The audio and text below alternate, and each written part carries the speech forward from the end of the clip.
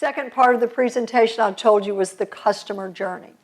So I'm sure you've been around this 100 years, right? Who hasn't heard of the customer's journey? I mean, it's as old as the hills, right?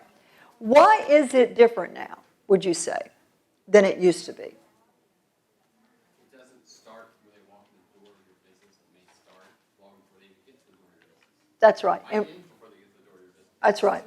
And where did we say the customer's journey just started? At the search bar. Okay. And how much control do you have at that part of the journey? The search folks give you. Right. But as a business owner, how much control or influence do you have with someone starting at the search bar? You have some control. What control do you have?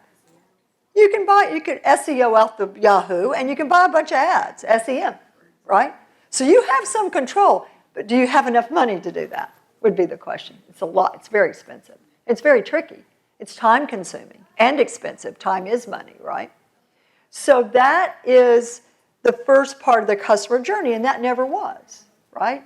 I mean, again, I've been in CRM for 30 years, so think about 1984. There were no cool websites. There was no mobile experience, right? I've been around a long time.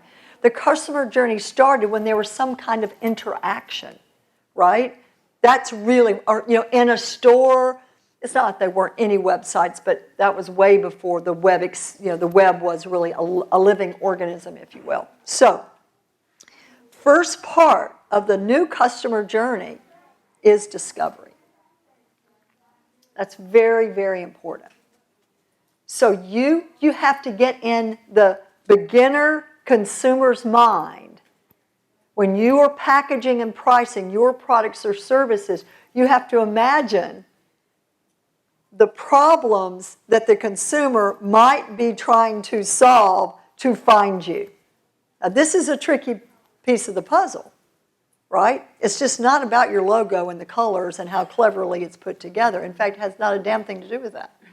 It's the truth, right? That comes later. So I think the first part, you have to really pay attention to that, research and discovery, and think about how you get what at the top of the page.